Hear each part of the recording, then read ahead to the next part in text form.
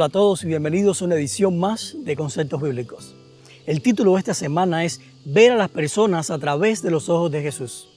Y yo te pregunto, ¿alguna vez te has atrevido a pedirle a Jesús que te permita ver a las personas como Él las ve? Ahora, quiero que entiendas bien la pregunta que te estoy haciendo y todo lo que conlleva hacerle a Dios un pedido como este.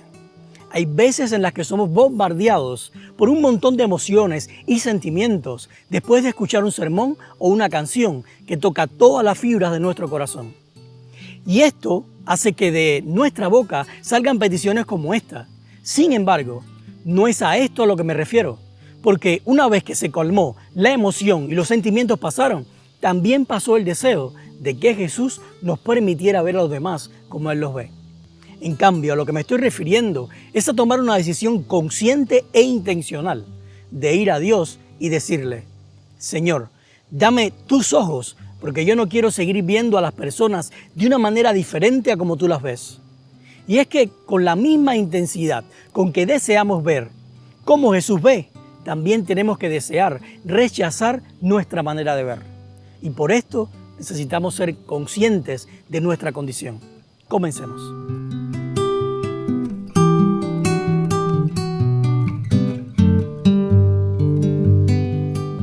En Lucas 7, del 36 a 50, nos encontramos a Jesús yendo a comer a la casa de un fariseo llamado Simón. Lo interesante es que este fariseo es conocido en el Evangelio de Mateo como Simón el leproso, lo que nos da a entender que en algún momento Jesús lo sanó de la lepra. Sin embargo, ahora está este Simón comiendo con Jesús y viene a su casa una mujer que en agradecimiento a Jesús vierte sobre sus pies uno de los perfumes más costosos. Ahora es necesario destacar que Lucas se encarga de dejar bien claro en su relato que esta mujer había sido pecadora, o lo que es lo mismo, que ella había sido perdonada de su vida pasada. De la misma manera en que Simón había sido perdonado anteriormente por Jesús. Aún así, en el verso 39 encontramos la declaración que Simón, al ver el humilde acto de esta mujer, dice: si este hombre, refiriéndose a Jesús, fuera profeta, sabría quién es la que lo está tocando y qué clase de mujer es, una pecadora. Y esto es precisamente el punto que quiero destacar. Simón había sido perdonado por sus pecados y restaurado de una vida de soledad y muerte a la posición de prestigio que anteriormente gozaba en la sociedad. Sin embargo, una vez restaurado, se sintió que ya no era pecador y comenzó a mirarse a sí mismo como alguien bueno. ¿Sabes por qué se ama poco en las iglesias? Porque nos creemos demasiado buenos. Porque siempre nos dijeron que somos un pueblo profético, que somos el pueblo de la verdad, el único remanente de Dios. Porque creemos que guardar el sábado nos hace mejores que los que observan el domingo. Porque creemos que definir 28 doctrinas es tener la verdad y que todo el que no crea en ellas anda en tinieblas y error. Porque creemos que mientras más cubrimos de ropa nuestro cuerpo, que mientras menos joyas nos ponemos y mientras más natural comemos, somos más santos y llenos de la gloria de Dios. Porque creemos que predicar de bestias, de plagas y de juicios nos hacen más hijos del reino que aquellos que solo predican del amor de Dios. Por esto y muchas cosas más, nos hemos llegado a creer buenos. Y esto es lo que dice Jesús a los que se creen buenos. A quien poco se le perdona, poco ama. Lucas 8:47. En otras palabras, cuando crees que se te tiene que perdonar poco, porque para ti el pecado es una cuestión de acciones y no de la enfermedad que llevas dentro, entonces vas a amar poco a las personas que te rodean, porque las vas a ver más malas que tú. Pero cuando te das cuenta que pecado es lo que tú eres, que esa es tu naturaleza, entonces comprendes que no puedes vivir sin el perdón de Dios. Que no importa la magnitud de tus malas acciones o de cuántas cosas buenas puedas hacer, porque tú cada día eres perdonado por un Dios que te ama y es entonces, y solo entonces, que logras comprender que a todo ser humano se le perdona mucho. Y como Pablo, te miras y dices, yo soy el peor de todos los pecadores. Porque si no te has dado cuenta, la única condición para amar es verse como el mayor pecador. Recuerda esto, tú solo vas a amar en proporción a cuán pecador te veas. Y yo te pregunto, ¿cuál es tu condición? ¿Crees que eres pecador porque pecas o pecas porque eres pecador? ¿Qué ventaja o ventajas, si crees que hay alguna, te da el cristianismo sobre una persona que no lo es? ¿Crees que los cristianos somos más buenos que los ateos? ¿Crees que Dios ama más a los cristianos que a los que no lo son? ¿Crees que Dios ama más a los adventistas que a otras denominaciones? ¿Hasta qué punto amas a una persona? ¿Hasta que deje de creer en lo que tú crees? ¿Hasta que deje de obedecerte? ¿Hasta que deje de vestirse o comer como tú? ¿Hasta que se ponga en contra tuya? Si la respuesta que has dicho es sí a alguna de estas preguntas o estas últimas preguntas, ¿crees que Dios deja de amarte cuando haces alguna de estas cosas?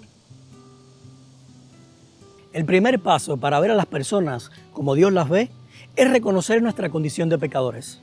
Nuestra naturaleza pecadora hace que veamos a las personas a través de acciones malas o buenas, a través de sus creencias y principios, de cómo se visten, de cómo comen, de cuánto poseen, etc. Y es precisamente por esto que necesitamos renunciar a toda costa el ver por nuestros ojos a los demás y desear verlos por los ojos de Jesús, en el cual nunca se halló pecado. Primera de Pedro 2:22. Ahora, con esto en mente vamos a Juan 4, donde Jesús se encuentra con una mujer samaritana. Pero antes de entrar en la conversación de Jesús con esta mujer, vamos a definir qué significaba ser samaritano. En 2 de Reyes 17 se narra el origen de los samaritanos y en especial en el verso 34 se definen las diferencias teológicas que ellos tenían con el pueblo de Israel. Y dice, hasta el día de hoy persisten en sus antiguas costumbres, no adoran al Señor ni actúan según sus decretos y sus normas, ni siguen la ley y los mandamientos que el Señor ordenó a los descendientes de Jacob, o quien le dio el nombre de Israel. Si llevamos este verso a nuestros días, podríamos decir que los samaritanos eran una denominación cristiana que ponía sus tradiciones y costumbres por encima de la Biblia, que adoraban a Dios y también a otros ídolos, y que creían que algunos de los mandamientos de Dios no estaban vigentes y que no eran relevantes. Ahora, vamos a ser honestos. ¿Esta teología es diferente a la que encontramos en los principios de la Biblia? Por supuesto que sí. Pero una teología diferente o hasta errónea no es nunca un motivo para rechazar a alguien y mucho menos dejar de amarlo. De hecho, a los ojos de Jesús, nada, pero absolutamente nada, es motivo para rechazar o dejar de amar a alguien. Y esto lo vemos en el encuentro que tuvo con la mujer samaritana.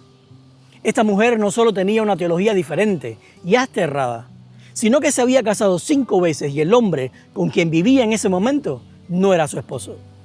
Sin embargo, la historia da evidencias de que Jesús la perdonó, la salvó, la redimió y con el testimonio que dio en su ciudad, no creo que tengamos dudas de que también la consideró parte de su pueblo. Pero lo que nunca dice la historia es que Jesús le pidiera que dejara de ser samaritana. ¿Y sabes por qué? Porque no es nuestra teología, ni nuestras doctrinas, ni el nombre de la denominación a la cual pertenecemos lo que nos perdona, lo que nos salva y nos redime. De la misma manera, ninguna de estas cosas nos hacen ser pueblo de Dios, sino que somos llamados pueblo de Dios cuando compartimos el mismo propósito de Jesús, que es amar tanto a todas las personas que no deseemos más que su salvación. Y yo te pregunto, a los ojos de Jesús, ¿quién era pueblo de Dios? ¿La samaritana o Caifás? A los ojos de los hombres, ¿quién era pueblo de Dios? ¿La samaritana o Caifás? ¿Por qué si Jesús no le pidió a esta mujer que renunciara a ser samaritana, si no le pidió al centurión que dejara de ser romano, y si no le pidió al endemoniado que dejara de ser gadareno? Entonces, ¿por qué algunos de los nuestros se empeñan en pedirle a otros cristianos que abandonen sus denominaciones y se conviertan al adventismo? ¿Será que solo en la iglesia adventista se puede encontrar pueblo de Dios? ¿Qué significa adventismo? Salvación, remisión de pecados, remanente, pueblo de Dios o misión para un tiempo especial. Ver a las personas a través de los ojos de Jesús significa fijarnos en detalles que con nuestros ojos nunca hubiéramos podido ver. En 1 Samuel 16:7 Dios dice, no se trata de lo que el hombre ve, pues el hombre se fija en las apariencias, pero yo me fijo en el corazón. Solo Dios, viviendo en nosotros, puede hacer que no nos guiemos por las apariencias, sino por el corazón de las personas. Hay una frase bien famosa y que estoy seguro que la has escuchado repetidas veces, que dice, Dios aborrece el pecado, pero ama al pecador. Y yo te pregunto, ¿Quién dijo esto? Quizás varios de ustedes estén pensando que fue Dios, pero no fue Él, sino Mahatma Gandhi. Y se cree que la frase original solamente decía, odia el pecado, no al pecador. Ahora, no digo que esté incorrecta, pero sí que no la entendemos para nada, porque en la mayoría de los casos la usamos como una barrera de contención para que, como iglesia, no aceptemos dentro de nuestra membresía a personas que viven en pecado. Y quizás tú me digas, claro, no podemos aceptar a una persona que vive en pecado como parte del cuerpo de Cristo. Dios nunca haría eso, porque su iglesia sería un relajo. Y yo te pregunto, ¿la iglesia sería un relajo en los ojos de los hombres o en los ojos de Jesús? Porque el Jesús que yo conozco nunca le pidió a la mujer samaritana que tenía que casarse o renunciar al hombre con el cual vivía en adulterio antes de ser parte de su pueblo.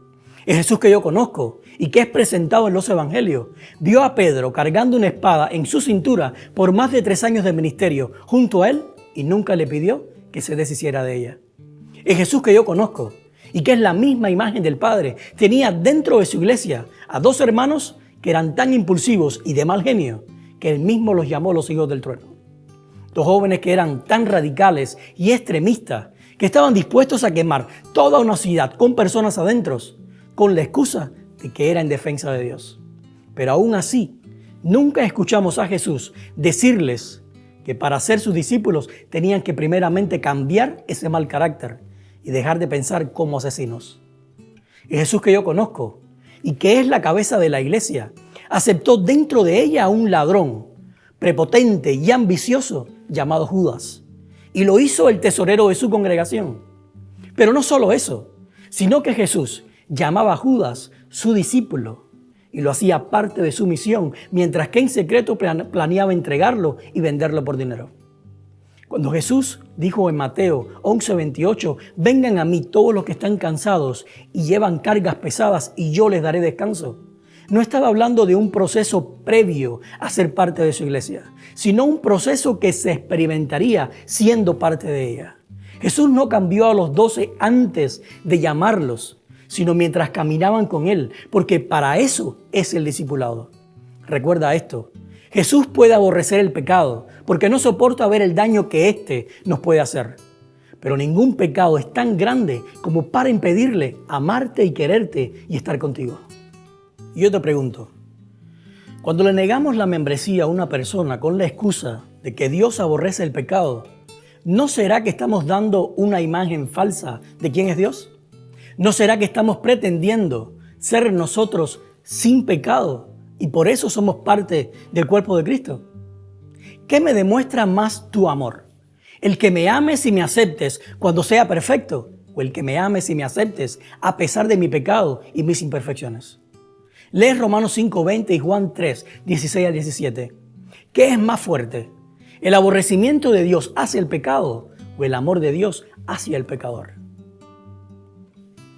El bonus de esta semana lo sacamos de Gálatas 2 del 1 al 6, donde Pablo nos cuenta el momento en que se reunió por segunda vez con algunos de los apóstoles en Jerusalén, para contarles del ministerio que Dios les había dado o le había dado con los gentiles.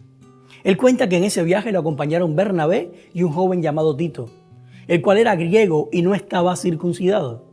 Y quiero que notes este detalle de Tito, porque Pablo lo destaca con toda intención para mostrarnos algo. En el verso 2, él sigue diciendo que la reunión se tuvo que hacer en secreto porque había un problema. Y en sus propias palabras, en el verso 4, nos dice cuál era ese problema. Dice Pablo, el problema era que algunos falsos hermanos, otras versiones, dicen falsos creyentes, se habían infiltrado entre nosotros para privarnos de la libertad que tenemos en Cristo Jesús, a fin de esclavizarnos. Y sigue diciendo, pero no nos doblegamos ante ellos ni por un solo instante, pues queríamos preservar la verdad del mensaje del Evangelio para ustedes. En otras palabras, Pablo estaba refiriéndose a un grupo de llamados cristianos que estaban tratando de descubrir si Tito estaba circuncidado o no, porque si no estaba circuncidado no podía ser parte del cuerpo de Cristo. Y yo te pregunto, ¿no les luce familiar esta actitud de querer imponer algo para que entonces puedan otros pertenecer al pueblo de Dios? Pablo llama a estas personas esclavizantes o gente que priva a otros de la libertad que Cristo nos ha dado.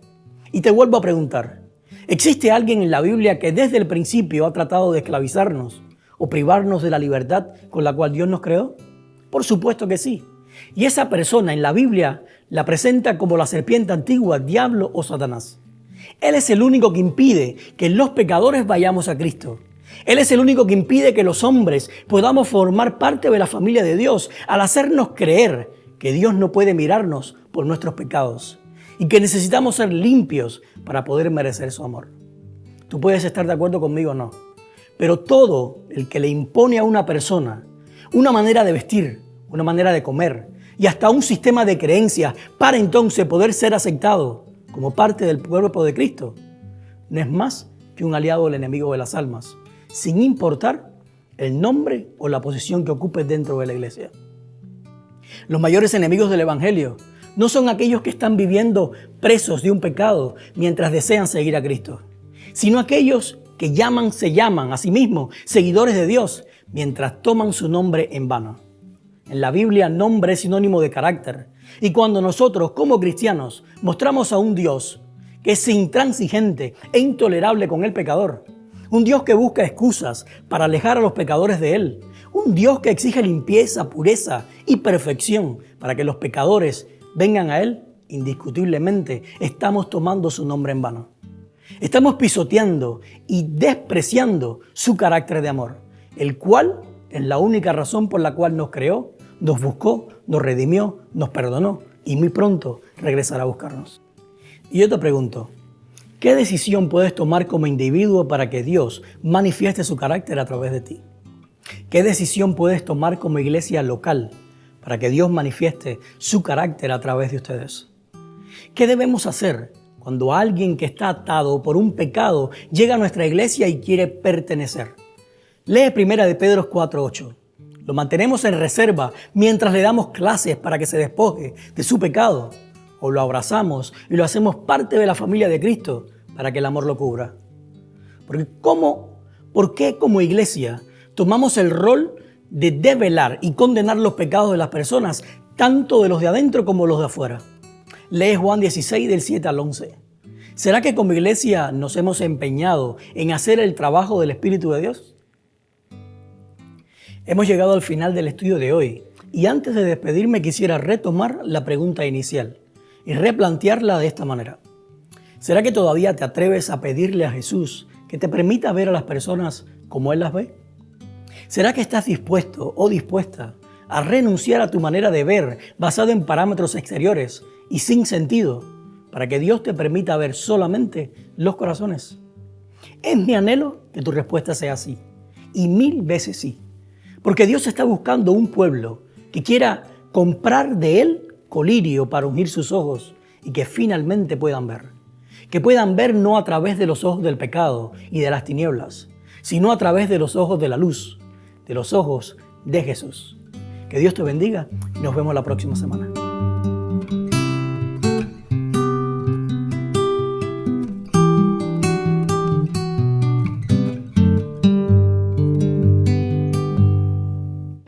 Es bien fácil mantenerte en contacto con nosotros. Simplemente ve a nuestra página de Facebook y dale like. O si no, ve a nuestro canal de YouTube y suscríbete a él. Pero lo que sí te recomiendo es que descargues nuestra aplicación, Su Casa Church. Porque si vas a la sección que dice Pastor, vas a poder encontrar todas las notas de lo que acabamos de hablar. Y como siempre te digo, si Dios te habló a través de este video, por favor, compártelo con tus amigos.